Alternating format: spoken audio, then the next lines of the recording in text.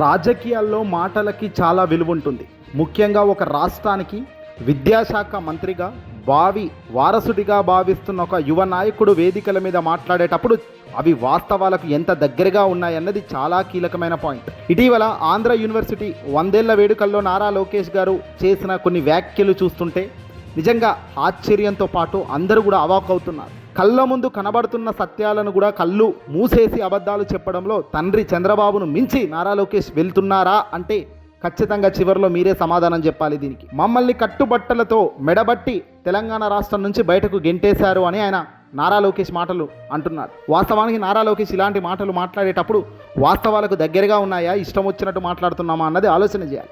అసలు 2014 విభజన చట్టం ఏం చెబుతుంది, చంద్రబాబు చేసింది ఏమిటి, మొత్తం కూడా ఇప్పుడు కుండబద్దలు కొడదాం.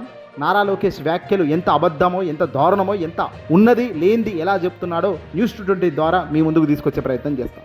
ఇక్కడ ముందర నారా లోకేష్ అసలు ఏమన్నాడో ఒక్కసారి చూద్దాం రండి. 2014లో రాష్ట్ర విభజన జరిగింది. కట్టుబట్టలతో మెడబట్టి మనందరినీ బయటికి గెంటేశారు. రాజధాని ఎక్కడ ఉండాలో చెప్పలేదు. ముఖ్యమంత్రి గారు కూర్చునే కనీసం కుర్చీ లేని పరిస్థితి. సచివాలయం లేదు, అసెంబ్లీ లేదు. అలాంటి పరిస్థితుల్లో మనం మన ప్రయాణం ప్రారంభం చేశాం. కానీ ఆ రోజు మనకి 2 బ్రాండ్లు వచ్చినాయి. ఒకటి ఆంధ్ర యూనివర్సిటీ, రెండోది మన బ్రాండ్ చంద్రబాబు నాయుడు గారు. రైట్, చూసారా? ఆంధ్ర యూనివర్సిటీ శతాబ్ది ఉత్సవాల వేడుకల్లో ఎంతోమంది మేధావులు విద్యార్థుల ముందు నారా లోకేష్ గారు మాట్లాడుతున్న తీరు. ఆయన ఏమంటున్నారు? 2014లో విభజన జరిగినప్పుడు మనల్ని కట్టుబట్టలతో బయటకు పంపేశారట. ముఖ్యమంత్రి కూర్చోవడానికి కుర్చీ లేదు, సచివాలయం లేదు, అసెంబ్లీ లేదు అని నారా లోకేష్ రెచ్చిపోయి మాట్లాడుతున్నాడు.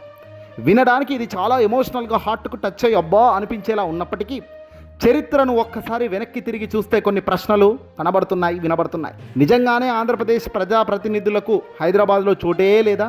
మెడలు బట్టి గెంటేశారా? ఇక్కడ మనం గమనించాల్సిన మొదటి విషయం, ఆంధ్రప్రదేశ్ పునర్విభజన చట్టం 2014. ఈ చట్టంలోని సెక్షన్ 5 ప్రకారం హైదరాబాద్ నగరం 10 ఏళ్ల పాటు అంటే 2024 జూన్ వరకు ఉమ్మడి ఆంధ్రప్రదేశ్ తెలంగాణ రాజధానిగా ఉంటుంది హైదరాబాదు 2 రాష్ట్రాలకు అని ఉంది. అంటే చట్టబద్ధంగా ఆంధ్రప్రదేశ్ ప్రభుత్వానికి హైదరాబాద్పై పూర్తి హక్కు ఉంది. ఎవరు మెడబట్టి గెంటేసే పరిస్థితి లేదు, అధికారం ఎవరికి లేదు. గవర్నర్ గారి పర్యవేక్షణలో శాంతి భద్రతల ఉమ్మడిగా నిర్వహించబడ్డాయి. మరి అలాంటప్పుడు గెంటేశారు అన్న మాట వాస్తవం ఎలా అవుతుంది?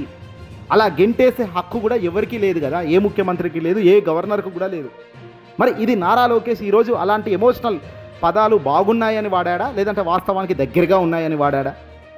ఇక రెండోది, ఇక ఆఫీసులు లేవు అన్న మాట విషయానికి వస్తే విభజన సమయంలో హైదరాబాద్ సచివాలయంలోని బ్లాకులకు రెండుగా విభజించి 2 రాష్ట్రాలకు పంచిన విషయం వాస్తవం కాదా?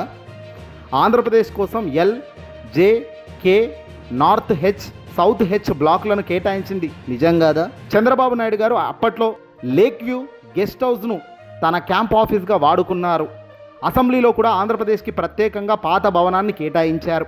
అంటే పరిపాలన సాగించుకోవడానికి వాళ్ళకు అన్ని రకాలుగా వసతులు ఇచ్చింది నిజం కాదా? నిజానికి 2014 నుంచి 2016 వరకు ఆంధ్రప్రదేశ్ ప్రభుత్వం హైదరాబాద్ నుంచే పరిపాలన సాగించింది. మరి కూర్చోవడానికి కుర్చీ కూడా లేదనడం రాజకీయ విమర్శే తప్ప వాస్తవానికి ఎంత దగ్గరుంది? ఎందుకు ఇలాగా చంద్రబాబు అంటే సరే వయసు అయిపోయింది, తను ఏదో అబద్ధాలు చెప్తాడు, తను ఉన్నది లేనిది చెప్తాడు, క్రెడిట్ చోరీ చేస్తాడు అనే నినాదం ఆయన మీద బలంగా ఉన్నాయి కొన్ని వాదనలు. అది పక్కన పెడితే ఈ పెద్ద మనిషి నారా లోకేష్ కూడా అదే దారిలో వెళ్ళడం ఎంతవరకు కరెక్ట్? పైగా రాబోయే ఫ్యూచర్ నాయకుడు అంటారు. ఫ్యూచర్లో ఇలాంటి నాయకుడు అధికారంలోకి వచ్చినా, ఇలాంటి నాయకుడు ఎన్నికల్లో నిలబడ్డా, ఇలాంటి అబద్ధాలే నిజం చేస్తూ నిజాలు అబద్ధం చెప్తే వాస్తవంగా ఎవడు నమ్ముతాడు? ఇదంతా కాదు. 10 ఏళ్ల పాటు మీకు అవకాశం ఉన్నప్పటికీ కేవలం 2 ఏళ్లలోనే చంద్రబాబు నాయుడు గారు విజయవాడకు ఎందుకు వెళ్ళారు?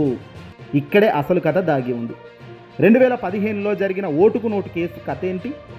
ఆ ఓటుకు నోటు కేసుల్లో అడ్డంగా చంద్రబాబు నాయుడు గారు దొరకడం, ఎమ్మెల్సీ ఎన్నికల్లో ఎమ్మెల్యే స్టీఫెన్సన్కు లంచం ఇస్తూ సాక్షాత్తు ఈరోజున్న తెలంగాణ ముఖ్యమంత్రి రేవంత్ రెడ్డి ఆనాడు డైరెక్ట్గా డబ్బుల మూటలతో పట్టుబడడం, ఆ తర్వాత మన వాళ్ళు బ్రీఫ్డ్ మీ అన్న చంద్రబాబు ఆడియో టేపులు దేశవ్యాప్తంగా సంచలనం కావడం, తెలంగాణ ఏసీబీ నేరుగా చంద్రబాబు గారిని విచారించే పరిస్థితి అక్కడ రావడంతో ఆ భయం, ఆ ఫోన్ ట్యాపింగ్ ఆరోపణల నేపథ్యంలో హైదరాబాద్లో ఉంటే రాజకీయంగా ఇబ్బందులు వస్తాయని భావించి ఆయన హుటాహుటిన ఆ రాత్రే హైదరాబాద్కు పారిపోయిన విషయం నిజంగా మర్చిపోయామా? మరి ఆ రాజకీయ ఒత్తిడిని కట్టుబట్టలతో పంపేశారు అని ఇప్పుడు లోకేష్ గారు అనడం, అలా కవర్ చేయడం దేనికి సందేహం? చంద్రబాబు నాయుడు గారు అడ్డంగా తప్పు చేసి దొరకడం ఆ రోజు నుంచి ఉన్న దరిద్రం కాదా నేటి వరకు? ఆ రోజు ఓటుకు నోటు కేసు దాకా నుంచి ఈరోజు నేడు ఆ ఎన్నికల్లో 2024 ఎన్నికల్లో జరిగిన అవకతవకల వరకు చంద్రబాబు పాత్రలు లేకుండా ఏదైనా జరుగుతుందా? రాజకీయాల్లో సానుభూతి కోసం చేసే వ్యాఖ్యలు ఒక్కోసారి ఎదురుదెబ్బగా మనకే వచ్చి తగులుతాయి, గుర్తుపెట్టుకోవాలి. నారా లోకేష్ గారి ఒక విజన్, ఒక ఉన్న నాయకుడని ఎదగాలని మనం కూడా కోరుకుంటున్నాం. కానీ ఇలాంటి స్పష్టమైన ఆధారాలు లేకుండా ఈ విచ్చలవిడి మాటలు, వాస్తవాలు మాట్లాడితే మాత్రం చీకొడతారు ప్రజలు. విశ్వసనీయతకు చాలా దగ్గరగా ఉండే వ్యాఖ్యలు ఉండాలి. వాస్తవాలు ఏందో చెబితే అర్థం చేసుకునే పరిస్థితుల్లో జనాలు ఉండాలి. కానీ చెప్పేవన్నీ సూక్తులు, చెప్పేవన్నీ అబద్ధాలు అయితే ప్రజలు ఇదిగో ఆధారాలతో ఎండగట్టే పరిస్థితి ఇలాగే వస్తుంది. మరి చంద్రబాబు ఓటుకు నోటు కేసు అడ్డం తిరిగింది కాబట్టి ఆ రోజు కేసీఆర్ బతిలాడుకొని కేసీఆర్ మీద ఒత్తిడి తెచ్చో ఇంకోటి తెచ్చో తనను విడిచిపెట్టండి అని చెప్పి రాష్ట్రం వదిలి విజయవాడకు వెళ్ళి అక్కడి నుంచి అమరావతి స్కెచ్ను ప్రారంభించిన పెద్ద మనిషి చంద్రబాబు. పైగా ఇప్పుడేమో రాష్ట్రం ఏమీ లేదు, హైదరాబాద్ను నేనే నిర్మించాను, ఇప్పటికి కూడా ఈ రోజు కూడా అబద్ధాలనే నిజం చేసే కార్యక్రమం. హైదరాబాద్లో మీరు అధికారంలో ఉన్నది ఎంతకాలం? చంద్రబాబు నాయుడు గారు కాకుండా కాంగ్రెస్ పార్టీ అధికారంలో ఎంతకాలం ఉంది? ఆ తర్వాత వచ్చిన కేసీఆర్ ప్రభుత్వం ఎంతకాలం అధికారంలో ఉంది? ఇవన్నీ చేసింది పక్కకు పోయింది మీరు. చంద్రబాబు నాయుడు గారు ఉన్న 5 ఏళ్ళలో 10 ఏళ్ళలో మాత్రమే అధికారంలో ఉన్న మాత్రమే ఈరోజు హైటెక్ సిటీ గురించి కూడా మీరు డబ్బా కొట్టుకుంటున్నారంటే నిజంగా ఇదేమైనా మనిషికి ఏమైనా ఆలోచన ఉందా లేదా? చెప్పేవాడు లేడు, చూపించేవాడు లేడు కాబట్టి మేము ఏదైనా చెప్పుకుంటాము, క్రెడిట్ మొత్తం దొబ్బేసుకుంటాము. ఈరోజు కూడా గూగుల్, అదానీ గ్రూప్ సెంటర్ గూగుల్కు సంబంధించి కూడా అదే దారుణమైన అబద్ధాలు.